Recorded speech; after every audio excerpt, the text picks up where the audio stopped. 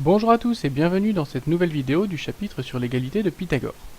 Alors aujourd'hui on va voir la deuxième partie du calcul de longueur et on va apprendre à calculer la longueur d'un des côtés de l'angle droit, quand on connaît les deux autres côtés du triangle rectangle. Alors l'exercice proposé est celui-ci, donc on a le triangle IKA qui est rectangle en I, on connaît la longueur IK et la longueur KA et on cherche la longueur IA. Alors la rédaction elle va commencer comme d'habitude avec le fait de répéter qu'on est dans le triangle rectangle, donc dans le triangle IKA rectangle en I, l'hypoténuse, on va toujours bien la repérer. Alors ici, mon hypoténuse, c'est KA. Voilà. Toujours bien repérer l'hypoténuse. Donc, une fois qu'on a l'hypoténuse, on va pouvoir écrire correctement notre égalité de Pythagore.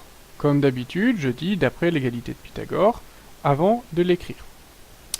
Alors mon égalité de Pythagore, je vais bien l'écrire en écrivant toujours l'hypoténuse en premier.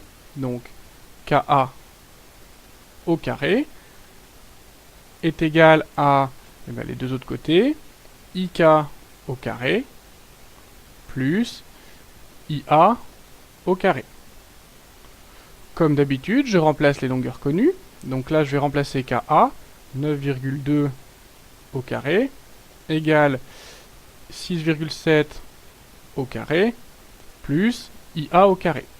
Alors, la petite différence par rapport aux exercices précédents, quand on déterminait une hypoténuse, c'est que là, le côté inconnu, il n'est pas tout seul, il est accompagné d'une valeur. Alors, pour l'instant, c'est pas grave, on va calculer à la calculatrice. 9,2 au carré, ça fait 84,64, est égal à 6,7 au carré, qui me donne 44,89, plus IA au carré. Alors maintenant, pour calculer IA, je sais que IA plus quelque chose, c'est égal à 84,64. Donc là, je vais devoir faire une soustraction.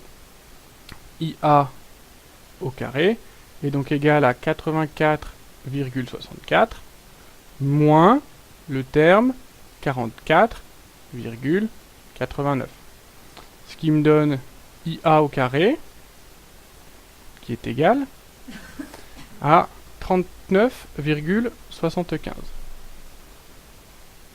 Comme d'habitude, quand j'en suis là, ce que j'ai c'est IA mais mis au carré, et moi c'est pas IA au carré qui m'intéresse, c'est IA. Je vais terminer avec la racine carrée. Donc IA est égal à racine carrée de 39,75. Là, j'utilise ma calculatrice pour trouver la racine carrée de 39,75. Je vois que c'est une valeur approchée, 6,3 et quelque chose après. On va arrondir simplement à 6,3 cm. Alors, on a deux choses ici. On a une valeur exacte. La valeur exacte, c'est la racine carrée de 39,75 pour la valeur de IA. Alors ça, c'est une forme que généralement tu n'aimes pas trop, quand il y a une forme de racine carrée comme ça. Mais ça, c'est la valeur exacte. En revanche, 6,3, c'est par contre une valeur approchée.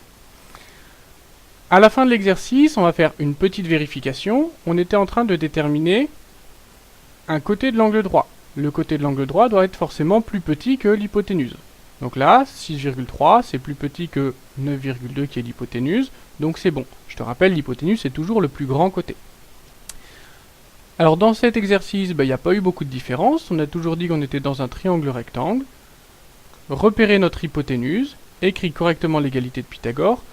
Il y a juste un petit moment où pour pouvoir sortir le côté, on a dû introduire une soustraction. Mais bon, rien d'illogique.